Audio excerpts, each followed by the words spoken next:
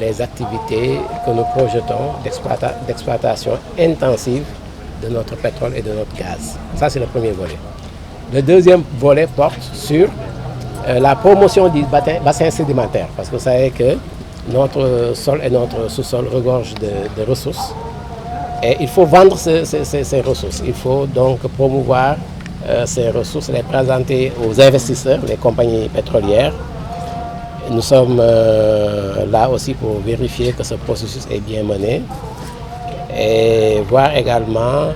si le développement du secteur aval, qui est confié à Petrosen TS à travers le trading et le service et la mise en place de stations d'essence Petrosen maintenant, est-ce que ce processus est bien mené et va être bénéfique pour tout le groupe. Le troisième volet porte sur les retombées, n'est-ce pas, de l'exploitation pétrolière et gazière sur l'économie en général. Et à ce niveau, nous voyons dans quelle mesure le secteur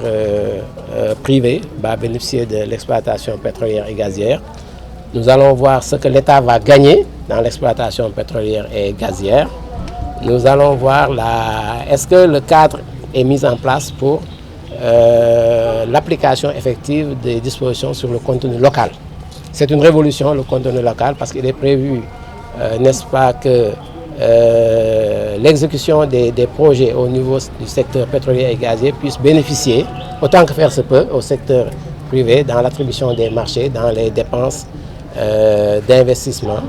n'est-ce pas? Il est prévu également qu'il y ait un renforcement des capacités de notre main-d'œuvre locale, un renforcement des structures de formation. Vous avez entendu la création de l'INPG, qui est une structure qui a été mise en place pour renforcer les compétences dans ce domaine. L'utilisation de l'industrie locale et de l'artisanat local ici, tout ça ressort du contenu local.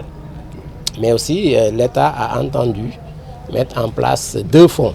Un fonds de stabilisation pour demain pouvoir, disons, anticiper la hausse du prix du pétrole, parce que tout le monde s'attend à ce que, avec l'exploitation pétrolière et gazière, le coût du pétrole et du gaz pour les ménages puisse être baissé. Donc c'est un dispositif qui va permettre un peu de garantir, n'est-ce pas, l'accès au pétrole et au gaz à moindre coût. Et après, il y a la mise en place d'un fonds intergénérationnel, parce que comme vous le savez, il faut utiliser les ressources pour nous-mêmes, mais aussi pour les générations futures, parce que ce sont des ressources non renouvelables. L'État a mis en place un fonds intergénérationnel pour les générations futures pour qu'ils puissent bénéficier du pétrole et du gaz. Le dernier volet porte sur la préservation des intérêts des populations, mais aussi la protection de l'environnement et de la sécurité. Parce que vous savez, l'exploitation pétrolière et gazière va impacter les activités de beaucoup de communautés, telles que les pêcheurs, les agriculteurs, toute la chaîne de valeur. Il faut voir dans quelle mesure est-ce qu'on peut atténuer ces impacts et pouvoir, disons, dédommager ces communautés et atténuer les effets négatifs et faire de sorte qu'ils puissent se retrouver dans l'exploitation pétrolière et gazière. Aussi, l'exploitation pétrolière et gazière, n'est-ce pas, agresse l'environnement, les mers, les océans, le sol, le sous-sol. Il faut veiller à ce que cette agression-là puisse être corrigée, hein, qu'on puisse trouver des mécanismes de mitigation, hein, pour que, n'est-ce pas, notre environnement de vie puisse être préservé. Et pour les aspects sécuritaires, c'est des aspects sécuritaires qui portent sur l'intégrité physique de ceux qui travaillent sur les plateformes, parce que ce sont nos fils, hein, les Sénégalais, pour la majorité qui vont travailler dans les plateformes pétrolières. Il faut voir dans quelle mesure est-ce que les dispositions sont prises pour assurer leur sécurité dans ces plateformes. Il faut impliquer évidemment les compagnies, tous ceux qui interviennent dans l'exploitation, les structures spécialisées comme le Groupement national des sapeurs-pompiers. Mais au-delà des aspects de sécurité individuelle, il y a un aspect de sécurité, disons, stratégique, parce que vous savez tous que l'exploitation pétrolière et gazière est le lit souvent de certains conflits qu'il faut pouvoir prévenir, mettre en place un dispositif pour éviter parce que ce qui se passe dans certains pays ne se reproduise pas dans notre pays. Voilà en gros, n'est-ce pas, les axes autour desquels nous entendons mener cette mission. Et aujourd'hui, nous sommes venus rencontrer les communautés, donc les communautés impactées, les pêcheurs, les agriculteurs, ceux qui sont au niveau des Niayes, les services régionaux, les administrations locales, territoriales. Nous sommes venus rencontrer la société civile, nous sommes venus rencontrer tous ceux qui sont intéressés, les simples citoyens intéressés par l'exploitation pétrolière et gazière. Parce que comme il est indiqué dans le code pétrolier, les ressources pétrolières et gazières appartiennent au peuple sénégalais. Nous allons essayer de synthétiser tout ça. Bon, la semaine dernière, nous étions à Saint-Louis. Nous allons rencontrer les acteurs au niveau de Dakar également. Aujourd'hui, nous sommes à Thiès. Et la plupart du temps, nous recevons le même message parce que ce sont les mêmes contextes, ce sont les mêmes impacts sur leurs activités. Et c'est tout ça que nous synthétisons, que nous mettons dans nos rapports, que nous portons à l'autorité, à l'attention de l'autorité. Parce que c'est ça aussi le rôle de la Cour des comptes, de venir recueillir, n'est-ce pas, les observations, de relever des observations, de formuler des recommandations que nous allons porter à l'autorité et veiller à ce que ces recommandations soient traduites en application. Et nous le disons pour nous en féliciter, que la plupart du temps, les recommandations formulées par la Cour des comptes sont quand même bien prises en compte par l'autorité qui les applique à des taux extrêmement élevés, au-delà de 90%. waaw jërëjëf man maa ngi tudd Cheikh Diassé magistrat la ci Cour des comptes. Alors man maa coordonné mission bi nga xam ni moo ñu indi fii Thiès muy mission audit de performance jëmale ko ci Petrosen. maa ngi bokk ak mission bi beneen magistrat Ibrahima Diallo ak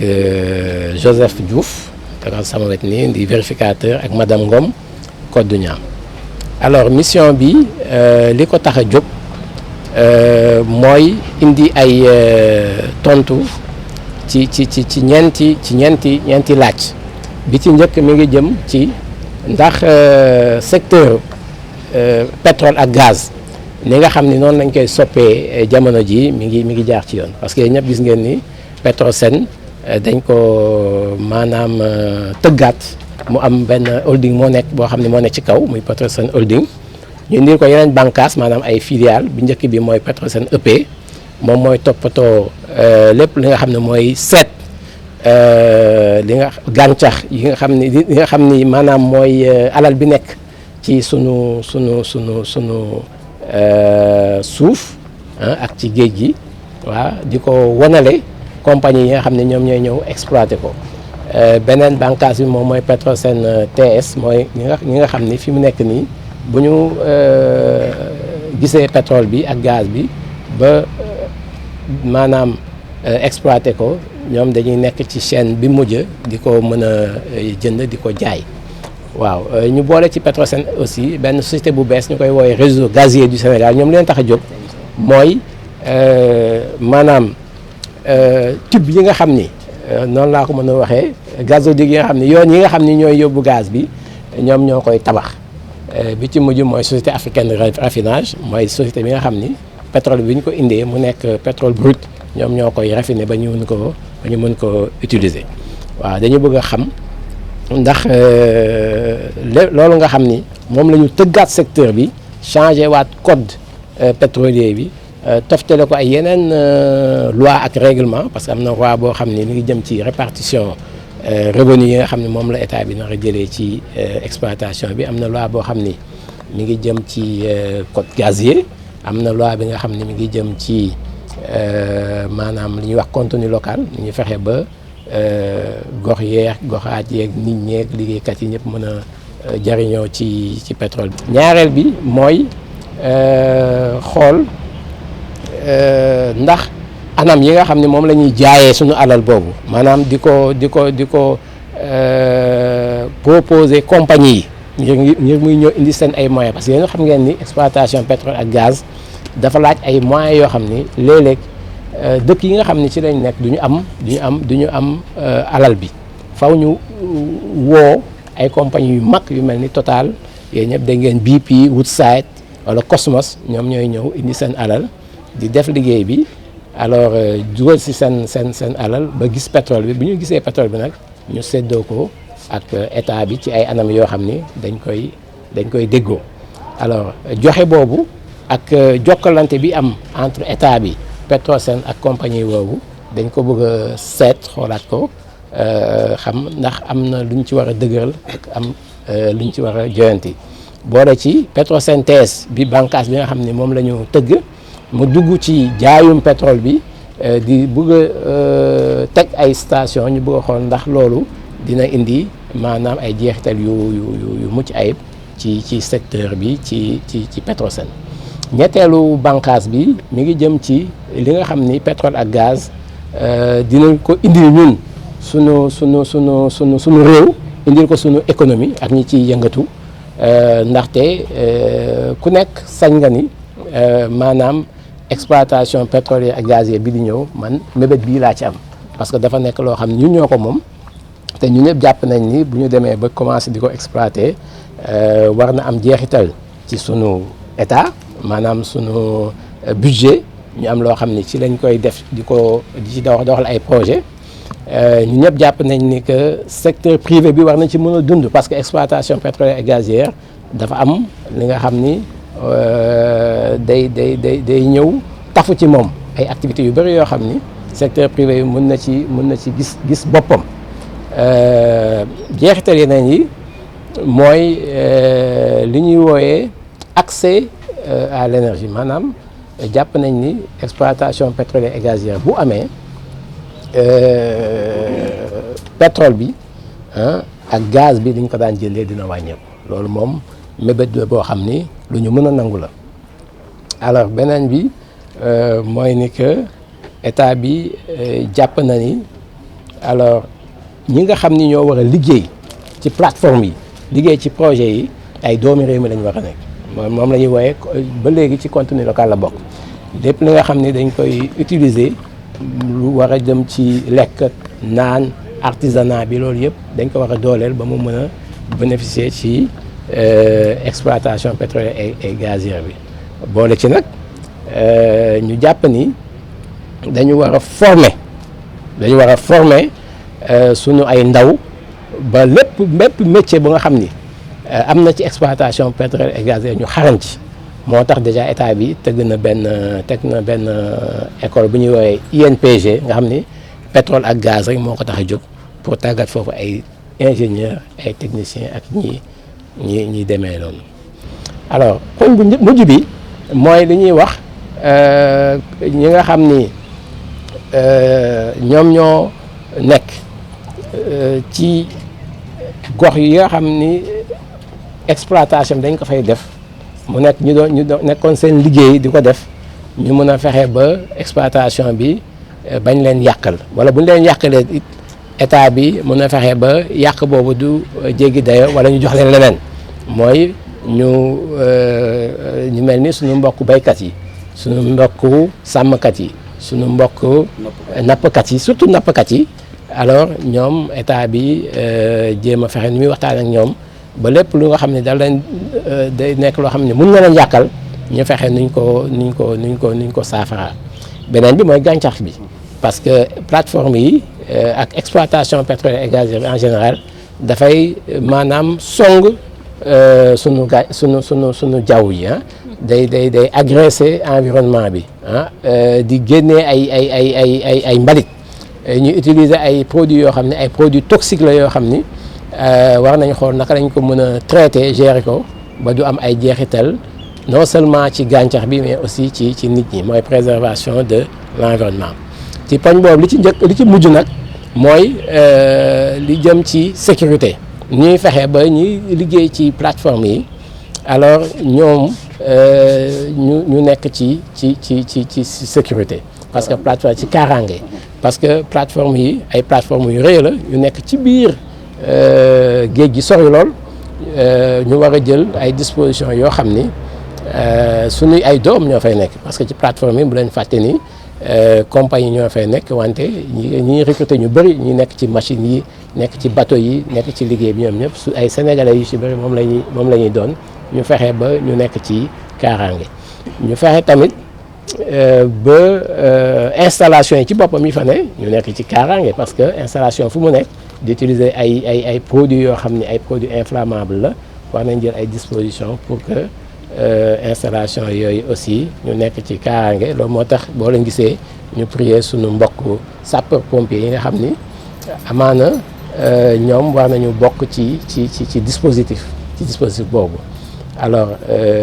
sécurité bi aussi dafa am benn fànn bu gën a law maanaam boo xam ne dañuy woo ñu ñëpp pour que ñu fexe ba doxal nekkin boo xam ni dinañ mën a aar sunu alal yooyu parce que ñu gis nañ ni dëkk yi nga xam ne exploitation pétrole ak gaz dafa am ñàkkul léeg-léeg dina am ay ñu fexe ba maanaam teg dispositif yoo xam ni ñun loolu dinañ ko mën a yéen fànkal sunu réew. voilà boo leen gisee nag ñu ñëw fii tey alors doxal waxtaan bi ak ñëpp ñi nga xam ni ñoo nekk ci région de Thiès te exploitation pétrolière et gazière bi soxal leen maanaam autorités locales yi autorités territoriales yi chefs de services régionaux yi sunu mbokk béykat yi sunu mbokk nappkat yi sunu mbokk yi nga xam ni ñoo yor napp bi ak ñeneen dafa fekk ni exploitation pétrole ak gaz ñun daf ñu soxal ñu ñëpp d'ailleurs loolu moo tax code pétrolier wax ni léegi ressource pétrole ak gaz bi Sénégal ñi nga xam ni ñoom ñooy doomu Sénégal ñoom ñoo ko moom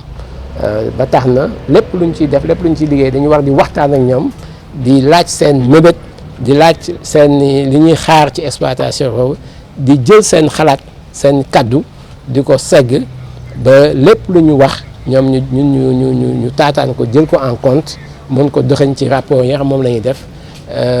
ay recommandations autorité bi pour mu jël ci compte ci ay politique la